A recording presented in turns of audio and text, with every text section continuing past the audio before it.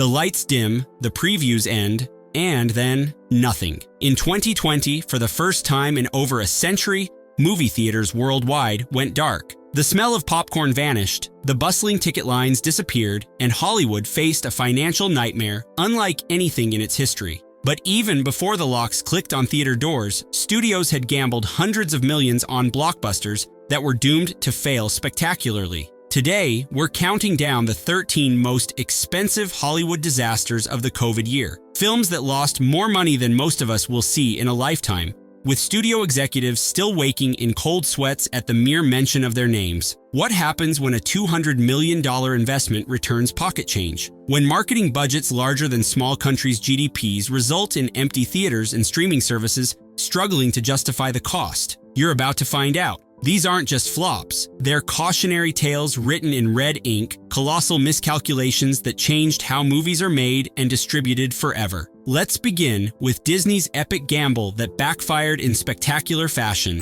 Mulan, with its massive $200 million budget, was poised to be Disney's next live-action triumph. Instead, it became the poster child for pandemic-era movie disasters. After multiple delays, Disney made the unprecedented decision to release it directly to Disney Plus with a $30 premiere access fee, a move that shocked the industry and infuriated theater owners worldwide. But the problems ran deeper than just distribution. Controversy erupted when star Liu Yifei publicly supported Hong Kong police during pro-democracy protests, triggering #BoycottMulan to trend globally. Then came revelations that portions were filmed in Xinjiang, where human rights abuses against Uyghur Muslims were occurring. The film that was meant to conquer the crucial Chinese market instead faced intense scrutiny there as well, with critics calling it inauthentic and westernized. When the dust settled, Mulan earned a paltry $69 million globally, a catastrophic result for a film that cost $200 million before marketing expenses. With Disney never releasing streaming numbers, industry analysts estimate losses around $147 million. The sword-wielding warrior had fallen on her own blade, and Disney's bold experiment became a case study in how not to launch a tentpole film during a global crisis. Next up, Wonder Woman 1984 brought the superhero icon back to screens just as a winter COVID surge was peaking. Warner Brothers took a different approach than Disney, simultaneously releasing the film in theaters and on HBO Max at no additional cost, essentially announcing to subscribers they could watch a $200 million blockbuster for free while finishing their Christmas leftovers. The sequel to 2017's smash hit faced more than just pandemic problems. Critics and fans alike found the plot muddled, the villains underwhelming, and even Gal Gadot's charisma couldn't save a script that had Diana bringing her dead boyfriend back to life in another man's body. That romantic premise didn't exactly scream empowering female superhero. While Wonder Woman 1984 managed $169 million worldwide, a dramatic plunge from its predecessor's $822 million, the true cost was far greater. With marketing expenses and theater revenue splits, losses ranged between $118 to $161 million.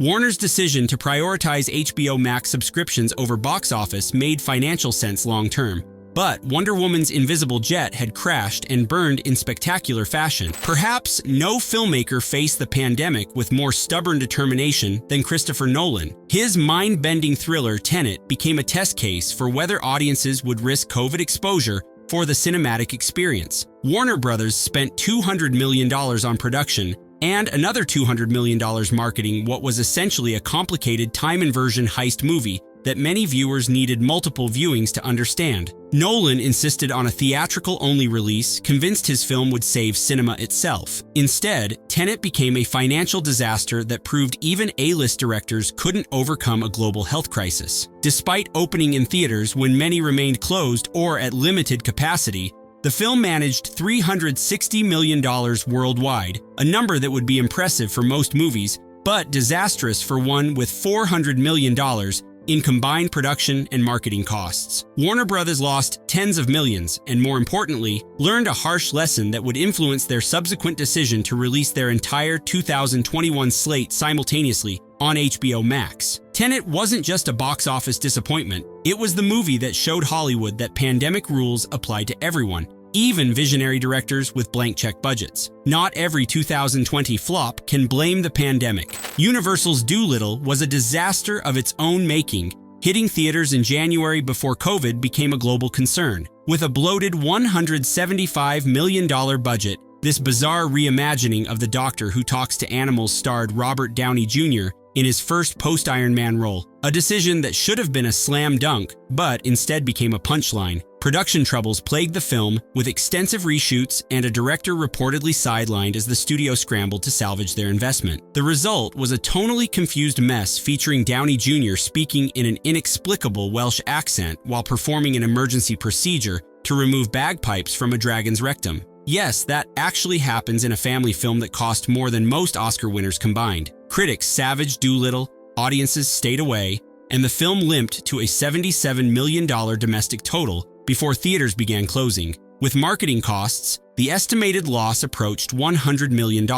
Even the animals in the movie seemed embarrassed to be associated with what one critic called a big-budget folly with dated source material that became an expensive flop before COVID could even be blamed. If Dolittle was a high-profile disaster, the rhythm section represents the special category of flops that barely register in public consciousness despite hemorrhaging money. This Paramount thriller, starring Blake Lively as an unlikely assassin seeking revenge for her family's death, cost a relatively modest $50 million to produce. The return on that investment? A catastrophic $5.9 million worldwide. The film had actually completed production in 2018 but faced multiple delays, including after Lively injured her hand during an action sequence. By the time it finally reached theaters in January 2020, audience interest had flatlined completely. Opening to just $2.8 million, it set the ignoble record for the worst opening weekend ever for a film playing in over 3,000 theaters. With a loss exceeding 90% of its budget, the rhythm section holds the dubious distinction of having one of the worst returns on investment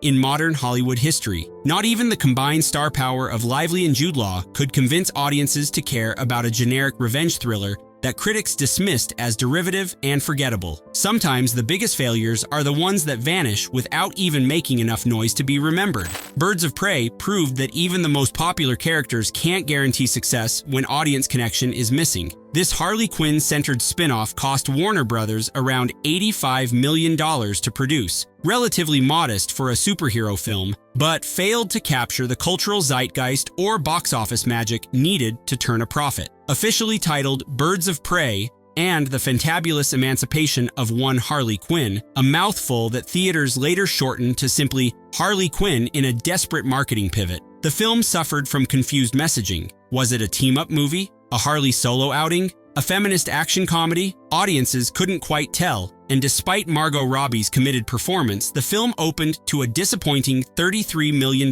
domestic weekend. Critics generally praised the colorful, chaotic energy, but general audiences weren't convinced this was a superhero film they needed to see. With a final global tally of $201 million, the film technically recouped its production budget, but after marketing costs and theater splits, industry analysts estimate it lost Warner Bros. Between $60 to $80 million. As one executive bluntly put it, it was a superhero film that nobody really asked for, arriving just before a pandemic that would make its theatrical run even shorter. Few studios felt the immediate impact of theater closures more acutely than Disney, whose Pixar release Onward opened on March 6, 2020, just days before theaters began shutting down nationwide. This fantasy adventure about two elf brothers on a magical quest had all the ingredients of a Pixar hit: emotional core, creative world building, and top-tier animation. What it didn't have was time. With a $200 million production budget, Onward needed months in theaters to recoup its costs. Instead, it got less than 2 weeks of normal operation before COVID-19 concerns decimated attendance. Disney made the unprecedented decision to release it digitally after just 19 days in theaters, an emergency measure that still couldn't prevent massive losses estimated at over $100 million. The film became only the second Pixar movie to flop financially, after The Good Dinosaur, through absolutely no fault of its quality or appeal. Onward serves as perhaps the most vivid example of terrible timing in 2020's release calendar, a film that opened its doors just as the world was closing theirs. The Blue Elf brothers had embarked on their quest at precisely the wrong moment, in entertainment history. In February 2020, as concerns about a strange virus were just beginning to percolate, 20th Century Studios, recently acquired by Disney, released The Call of the Wild, a $125 million adaptation of Jack London's classic novel starring Harrison Ford and a completely CGI dog. The film represented an odd gamble, a family-friendly adventure with an elderly action star and an uncanny valley canine that cost as much as a superhero movie. The decision to render the dog digitally rather than use a trained animal added tens of millions to the budget, but resulted in a companion for Ford that never quite looked real enough to fully connect with audiences. Critics noted the disconnect, with one writing that the CGI dog looked like a cartoon character dropped into real-world environments. Opening to $24.8 million domestically, the film seemed poised for a respectable, if unspectacular run. Then COVID concerns mounted, attendance plummeted, and The Call of the Wild became one of the first major casualties of the pandemic. With a final global take of $107 million and marketing costs pushing the break-even point well above $200 million, the film lost Disney an estimated $50 to $100 million. The irony? Had it been a streaming original with a more modest budget, this old-fashioned adventure might have been considered a success. Bloodshot had the dubious distinction of being released on March 13, 2020, literally the day Americans began to fully comprehend the severity of the pandemic, with major closures and cancellations announced hourly. This Vin Diesel superhero vehicle, based on a lesser-known comic book character, was supposed to launch a new franchise for Sony. Instead, it became one of the last films to open in theaters before nationwide shutdowns. With a production budget of $45 million and marketing costs pushing the total investment closer to $100 million, Bloodshot needed a healthy global run to break even. What it got was a domestic opening weekend of $9.3 million and an emergency pivot to digital release just 10 days later. With a final worldwide box office of $37 million, Sony reportedly lost around $30 million on a film that few audience members remember even existed. Had Bloodshot been exceptional, perhaps it would have found life on streaming platforms. Unfortunately, critics panned the generic action and dated CGI, with the film achieving the rare distinction of being both a pandemic casualty and a creative misfire. Diesel's immortal super soldier couldn't heal from these commercial wounds, and Sony's hopes for a new franchise died faster than the nanobots could revive Bloodshot himself. The Wayback represented a different kind of Hollywood gamble, a mid-budget drama banking on star power and critical acclaim rather than spectacle. Warner Brothers invested $25 million in this basketball redemption story starring Ben Affleck as an alcoholic former high school star given a chance to coach his alma mater's struggling team. The parallels to Affleck's own public struggles with addiction gave the film a compelling meta-narrative that generated positive press. Released on March 6, 2020, the same day as Onward, The Way Back earned respectable reviews but opened to a disappointing $8.2 million. As with other early March releases, its theatrical run was cut dramatically short by pandemic closures, and Warner Bros. Rushed it to digital platforms just 2 weeks after its premiere. With a final domestic take of only $14.7 million and minimal international play, The Way Back lost approximately $15 to $20 million. In any other year, this thoughtful drama might have found an audience through word of mouth and remained in theaters long enough to at least break even. Instead, it became another COVID casualty, a film whose commercial prospects were dashed by forces no studio could have anticipated. Trolls World Tour represents the strangest entry on our list. A film that lost money at the box office while simultaneously changing Hollywood's business model forever. When theaters closed in March 2020, Universal made the revolutionary decision to skip the theatrical window entirely and release this animated sequel directly to premium video on demand for $19.99. The gambit paid off spectacularly in the short term, with the film reportedly generating nearly $100 million in rental fees within its first 3 weeks. More profitable for Universal than the original Trolls theatrical run, since studios typically keep 80% of PVOD revenue versus only 50% of theatrical box office. However, this decision triggered an industry earthquake. AMC Theaters announced they would no longer show Universal films, a ban that lasted until the two companies negotiated a historic agreement shortening the exclusive theatrical window from 90 days to just 17. Meanwhile, with a $90 million production budget and minimal theatrical release, Trolls World Tour technically qualifies as a box office disappointment, earning just $47 million globally. The colorful musical adventure starring Anna Kendrick and Justin Timberlake lost money by traditional metrics, but proved far more valuable as the test case that accelerated Hollywood's digital transformation by years. Sometimes the biggest failures can also be the most influential successes. Warner Bros.' animated reboot Scoob was supposed to launch a new Hanna-Barbera cinematic universe. Instead, it became yet another high-profile streaming casualty when the studio shifted it from its planned theatrical release to premium video on demand in May 2020. With a production budget of $90 million and minimal box office receipts, the film lost an estimated $50 million.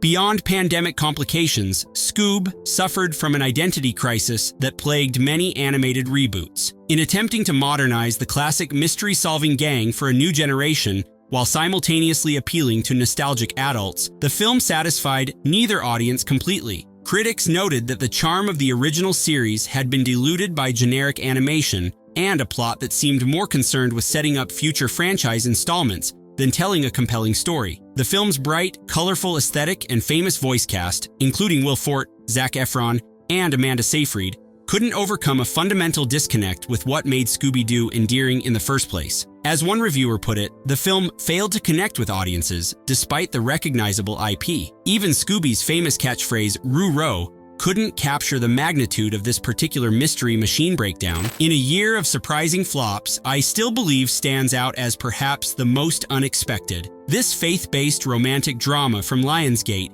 based on the true story of Christian music star Jeremy Camp and his first wife's battle with cancer, had all the ingredients for success in its genre. The previous film from directors Andrew and John Irwin, I Can Only Imagine, had been a sleeper hit in 2018, grossing $86 million on a $7 million budget. With a slightly increased budget of around $12 million, expectations were high for this tear-jerking follow-up starring KJ Apa and Britt Robertson. Released on March 13, 2020, the same ill-fated day as Bloodshot, I Still Believe opened to a respectable $9.1 million before theater closures decimated its run. The film earned just $10.4 million domestically and negligible international returns. Industry analysts point to two factors in this unexpected failure: Corona and a bigger budget than usual. The Christian audience that typically turns out reliably for faith-based films was among the first to stay home as COVID concerns mounted,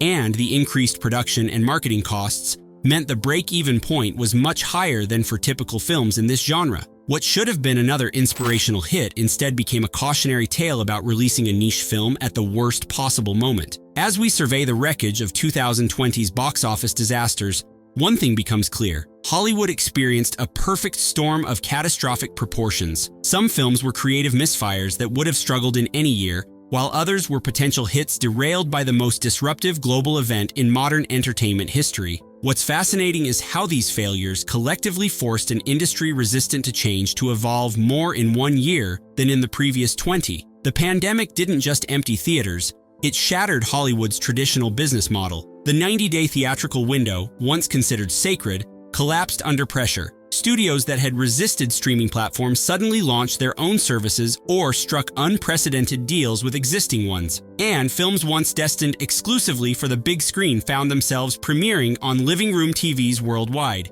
What does this all mean for the future of cinema? The lessons of 2020's failures continue to reshape Hollywood's approach to production budgets, release strategies, and risk assessment. Will we ever see another $200 million gamble on an unproven concept? Will mid-budget films return to theaters, or have they found their permanent home on streaming platforms? And perhaps most importantly, how many executives still wake up in cold sweats thinking about the hundreds of millions lost on films that most viewers have already forgotten? The next time you settle in to watch a blockbuster, remember the cautionary tales of 2020, the year when Hollywood's biggest bets met history's most unexpected plot twist. The pandemic eventually eased, theaters reopened, and audiences returned. But the business of making movies was forever changed by these spectacular failures. Sometimes the most interesting stories in Hollywood are the ones that happen behind the scenes, the dreams that turned to dust, the careers that hung in the balance, and the decisions that transformed an entire industry during its darkest hour.